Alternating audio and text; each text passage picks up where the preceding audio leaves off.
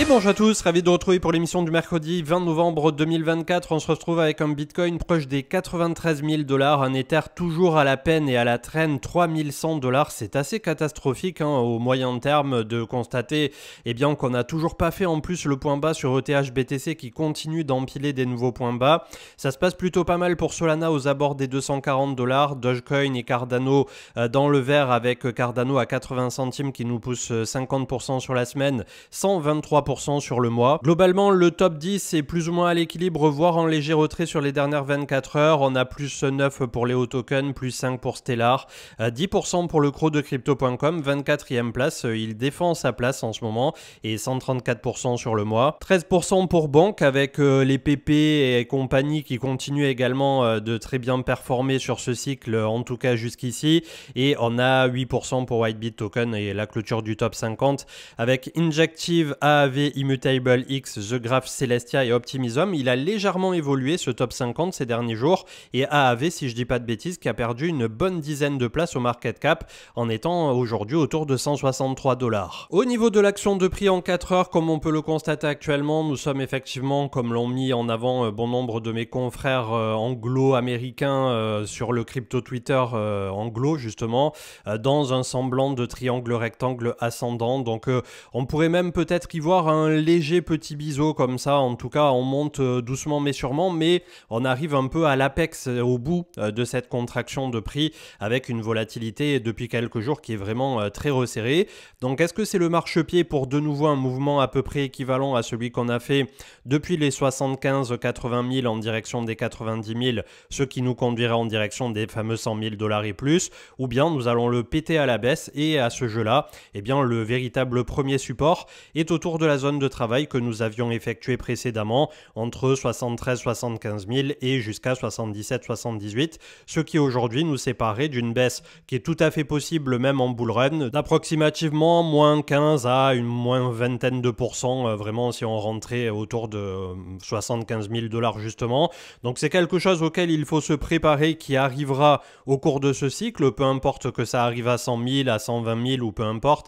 voilà, on aura quand même au bout d'un moment un retracement un peu plus majeur et d'autant plus que quand on regarde un peu les data on-chain et tout ce qui va bien, on a quand même des bonnes distributions qui ont commencé. Donc c'est très largement compensé et contrebalancé par beaucoup d'ordres d'achat et notamment sur cette pré-spéculation de tout ce que pourrait faire ou pas Donald Trump lors de son mandat et rappelons-le, ça sera qu'à partir du 20 janvier qu'il va rentrer en fonction. Donc d'ici là, on a vu notamment des décisions qui sont en train d'être prises par l'administration sortante de Biden vis-à-vis de l'Ukraine, de la Russie, qui pourrait conduire aussi les marchés dans une certaine tension. Donc vraiment, essayons d'avancer un pas devant l'autre et de ne pas nous projeter sur beaucoup trop loin vu tout ce qui est en train de se dérouler en ce moment. Le Crypto Fear and Greed, Extreme Greed, toujours 83 dans l'extrême euphorie. Donc quand bien même, et ne nous en déplaise, nos altcoins favoris n'ont pas encore performé malheureusement, on n'a pas eu d'alt season véritable. Peut-être aller un petit peu un sursaut de quelque chose début 2024, mais depuis ça a été assez catastrophique. Eh bien, si Bitcoin éternue de moins 15, moins 20, je me demande effectivement ce qui pourrait se dérouler du côté des altcoins. On va croiser les doigts une fois de plus pour qu'on aille plutôt chercher dans un premier temps les 100-120 000 $. Mais en tout cas, pour l'instant, voilà, on monte doucement mais sûrement et ça va être vraiment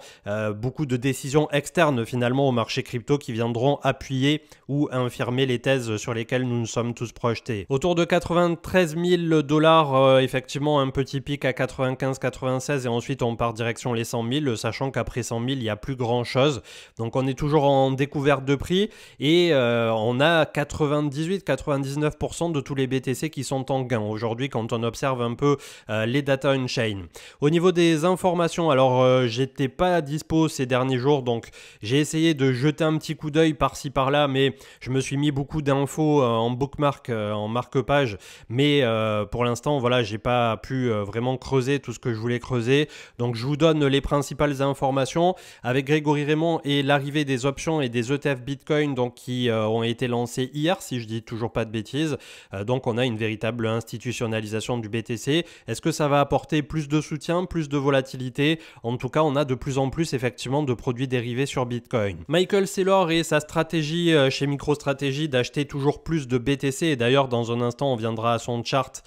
pour dans quelques jours il va pitcher tout simplement le Bitcoin en termes de réserve stratégique à Microsoft. Donc est-ce qu'il va réussir à les convaincre? Est-ce que ça pourrait être le gros domino qui fait tomber la grosse pile de dominos du côté des méga entreprises telles que Microsoft, Google, etc., les GAFAM? D'ailleurs, récemment, Elon Musk aurait dit à demi-mot que SpaceX détenait également pas mal de BTC. Alors, est-ce que ça va être rendu public? Je ne sais pas, mais en tout cas, voilà, pour l'instant, on a peut-être un placement au niveau des entreprises. Avant, peut-être par la suite, les États-Unis qui eux-mêmes valideraient tout ça, mais comme je vous disais dans la dernière émission, à ce jour, la réserve stratégique de Bitcoin pour les States, même sous Donald Trump, je pense que c'est de l'ordre du 3% de chance, peut-être même inférieur. On avait DYDX qui lance DYDX une limited, donc n'hésitez pas à aller jeter un petit coup d'œil de ce côté-là. Pas mal de news sur tous ces protocoles petit à petit qui permettent via la DeFi de redistribuer aussi du revenu aux holders et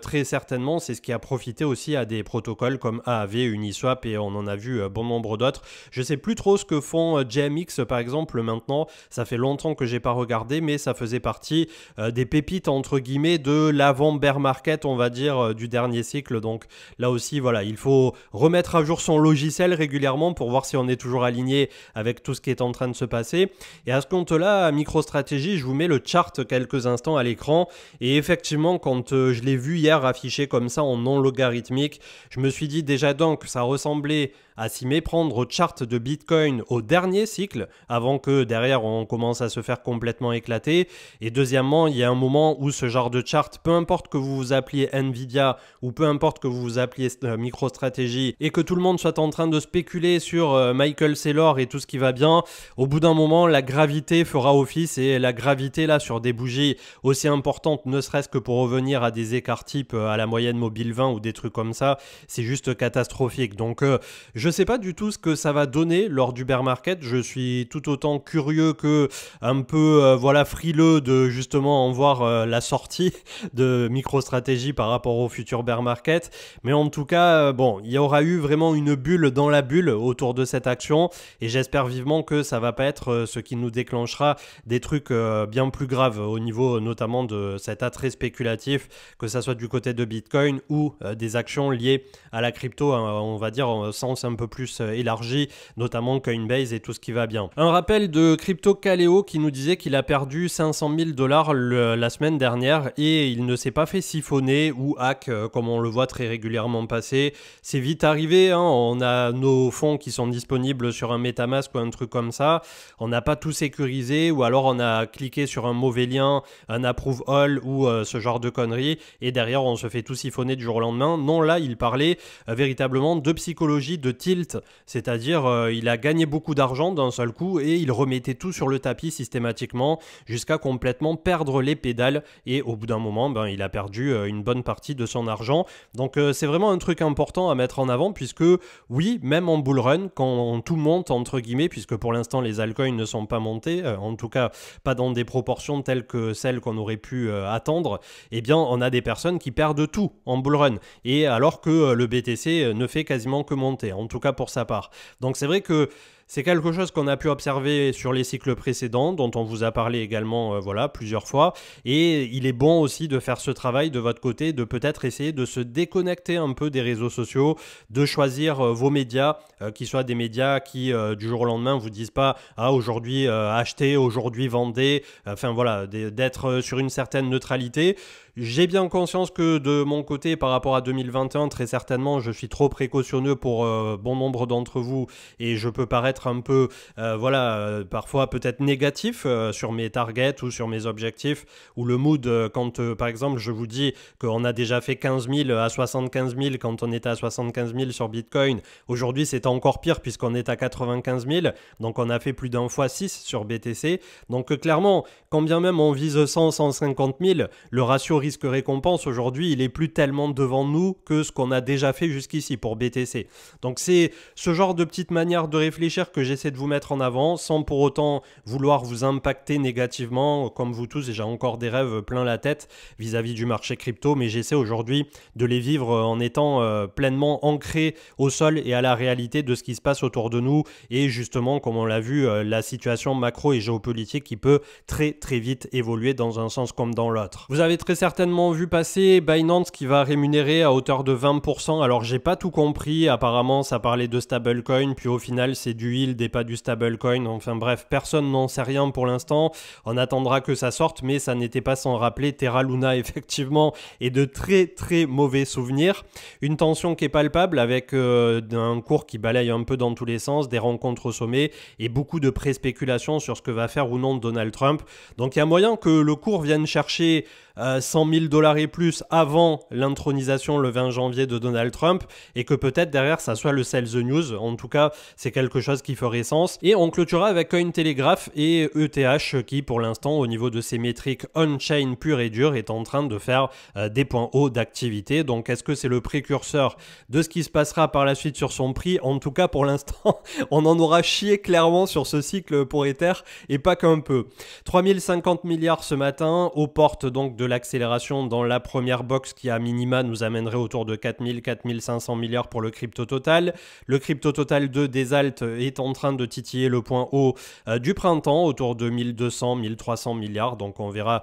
lors du franchissement de ce dernier en direction des 1700 milliards et ensuite on a la première extension de Fibo qui est autour de 4000. Mais déjà on va peut-être se mettre voilà, des multiples qui sont ronds entre guillemets avec les 2000 milliards qui sont ici et les 3000 milliards qui sont juste au-dessus pour nous mettre des petits objectifs comme ça qui pourraient faire foi par la suite. Donc on verra ce que ça pourrait donner, mais c'est vrai que les alts jusqu'ici ont été véritablement à la peine et pour cause une Bitcoin dominance comme vous le savez qui est encore aujourd'hui largement au-dessus de 60%. Crypto Total 3 donc excluant Ether ce coup-ci plus avancé, 827 milliards, on a un ATH à 1113 et un premier point haut à 2600 milliards. Donc là aussi petit point intermédiaire autour de 1500 milliards, ça paraît être déjà un premier objectif qui sera plutôt intéressant à atteindre. On voit qu'on a quand même beaucoup de volume, donc je sais pas trop à quoi m'attendre en fait pour cette fin d'année. Est-ce que on a déjà grillé nos cartouches là pour le mois de novembre et décembre, ça va continuer d'être un peu en demi-teinte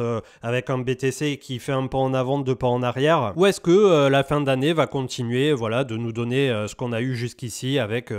une continuation au niveau du BTC et à ce compte-là, eh bien tout simplement ce qu'on veut voir après le franchissement de la zone dure des 88-90, c'est à minima venir chercher les 100 000 et une fois qu'on va être aux 100 000, je pense qu'à partir de là, soit on imprime une bougie où en une seule semaine justement on fait 105-110 grosso merdo, ou bien on va se faire repousser justement depuis les 100 000 en direction des targets dont je vous parlais tout à l'heure, 75-80 à peu près, ce qui nous ferait une baisse d'une vingtaine de pourcents qui est très largement acceptable même au cours du bull run, hein, bien entendu, puisqu'on a même eu pire au cycle précédent, on prenait des moins 30, moins 35 et en 2017 c'était jusqu'à des moins 40, peut-être même un peu plus gratiné. Donc vous voyez que ça va pas être un long fleuve tranquille et quand on voit là que ça fait 3 semaines désormais sur lesquelles on est passé de 65 à quasi 95 000 $, au bout d'un moment aussi il y aura besoin de prendre un peu plus sa respiration et au plus on avancera comme ça sur des targets qui sont de plus en plus hautes sur BTC,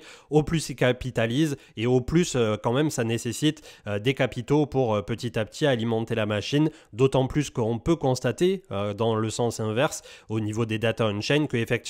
à partir du moment où tout le monde est en gain, les whales de la première heure parfois qui réactivent des wallets de 2011-2012, voilà, eux ils s'en foutent que le BTC soit à 50, 100, 150, ça continue de distribuer en cours de route et à partir du moment où on vient à avoir ce déséquilibre où il y a trop de personnes qui distribuent sur des points hauts par rapport à l'absorption derrière des acheteurs, eh bien on finit par connaître la fameuse distribution, une période un peu de flottement, d'aplat, comme on l'avait eu ici autour du printemps 2021 pour ensuite avoir un décrochage un peu plus marqué, massif, qui nous ramène souvent dans un premier temps autour des écarts types, moyenne mobile 20, moyenne mobile 50, et au cours du bear market autour de la moyenne mobile 200, elle-même aujourd'hui autour de 41-42 000 $. La dominance n'a toujours pas dit son dernier mot, donc que dire de plus? Vous surveillez juste ce chart et vous avez un seul indicateur qui vous dit si oui ou non c'est l'altcoin season, et c'est typiquement ce qui est reproduit à l'inverse du côté d'Ether. Donc Ether, je vous avais mis la petite box bleue en vous disant la dernière fois, pour l'instant la Titi on n'y rentre pas.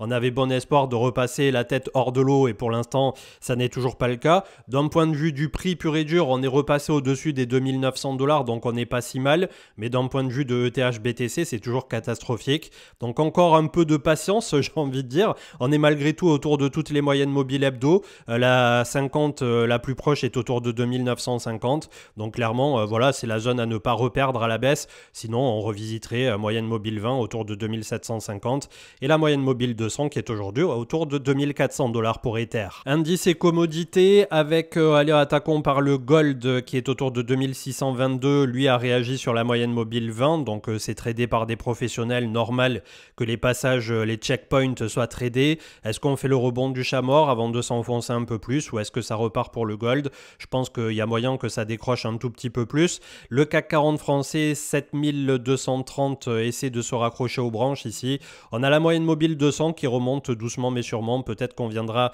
la tester à un moment donné autour de 7000 points tout pile. Le CW8 d'Amundi, le fameux MSCI World qui comprend donc les plus grandes entreprises mondiales, ça en fait un bon choix pour les ETF, de même que le SP500 ou le Nasdaq ou tout ce que vous voudrez en termes de choix de votre côté. C'est pas pour essayer de vous orienter mais juste pour avoir des pistes pour les débutants qui n'ont pas trop envie de se casser la tête sur les ETF, et je vous invite à bien vous renseigner avant d'investir dans quoi que ce soit, parce que même ETF, c'est pas, voilà, claquement de doigts, solution magique, ça ne comporte pas aucun risque, donc il y a toujours un risque à partir du moment où l'on investit quoi que ce soit. Le dollar américain qui marque un peu le pas à l'approche de la borne haute des 107 points, donc là aussi ça pourrait être un truc intéressant si on a le dollar qui se remet à baisser en même temps que BTC essaie de grinder un petit peu plus en direction des 100 000, et le SP500 à 5900 points, donc la réouverture aujourd'hui devrait se faire dans le vert et peut-être en direction des 6000 points d'ici ce week-end. Je ne passe volontairement pas d'altcoin pour l'instant puisqu'il y a quelques performances sympas, notamment Ada Cardano, Cro, PP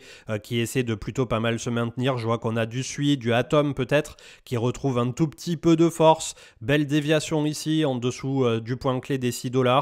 On part de tellement loin pour bon nombre d'altcoins que oui, en cas de perte de 5 à 10% plus tard de Bitcoin dominance, on aurait très certainement un semblant d'alt season. Mais comme je vous disais la dernière fois, même si on perd aller 10% du côté de la BTCD ou 15%, est-ce que ça va nous permettre de rattraper tout ce retard qu'on a du côté des alts, ou est-ce qu'on aura des alts qui basiquement vont nous faire un x2, x3, peut-être x5 pour ceux qui s'exprimeront le plus et qui ont justement ce retard latent. Et quand on voit en face des portefeuilles souvent qui sont à moins 90, 95, 99, j'ai peur vraiment sur ce cycle que l'intégralité justement du marché ne retrouve pas ses billes, et en tout cas jusqu'ici c'est à peu près ce qui a l'air de se tramer. Donc j'espère me tromper sur ça et que tout le monde retrouvera ses petits par rapport au cycle de 2021, mais ayons bien en tête que ce cycle institutionnalisé effectivement, et ça nous le prouve du côté de Bitcoin, n'a pas l'air de vouloir faire n'importe quoi, et le n'importe quoi des particuliers entre grands guillemets s'est déplacé du côté des meme coins.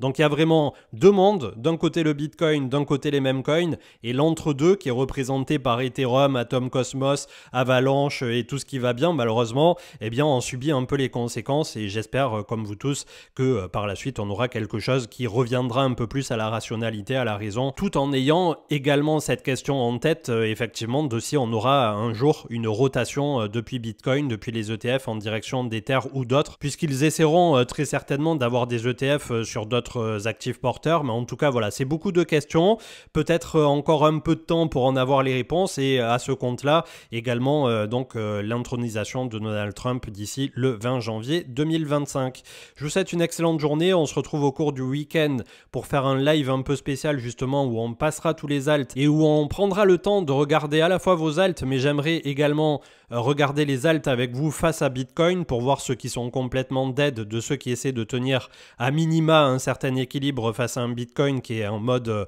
voilà, broyeur absolu sur ce cycle, et ça nous permettra peut-être d'identifier de belles patterns, de beaux alts qui continuent malgré tout dans l'ombre de construire, d'avoir des équipes qui sont là, des communautés engagées et à terme peut-être voilà, quelque chose d'un peu plus salutaire pour ce qu'on appelle l'alt season. Je vous souhaite une excellente journée, on se retrouve ce week-end, continuez d'être prudent, d'ouvrir l'œil, les opportunités sont là. Si vous n'êtes pas sur Bitcoin, que vous avez l'impression d'avoir foiré votre vie sur les altcoins, il y a toujours des trains qui se représenteront. La patience fait également partie de cet apprentissage douloureux que nous inculque le marché au-delà de l'humilité qui vient régulièrement nous rappeler à l'ordre quand on se prend pour le nouveau loup de Wall Street. En général, ça se passe pas très bien derrière. Mais voilà, c'est la résilience, la patience, l'engagement aussi, commitment, comme disent les Anglais, c'est d'essayer de toujours être le plus engagé possible, tout en reconnaissant si à un moment donné il y a un actif ou un projet qui vraiment n'a pas poussé du tout dans le bon sens.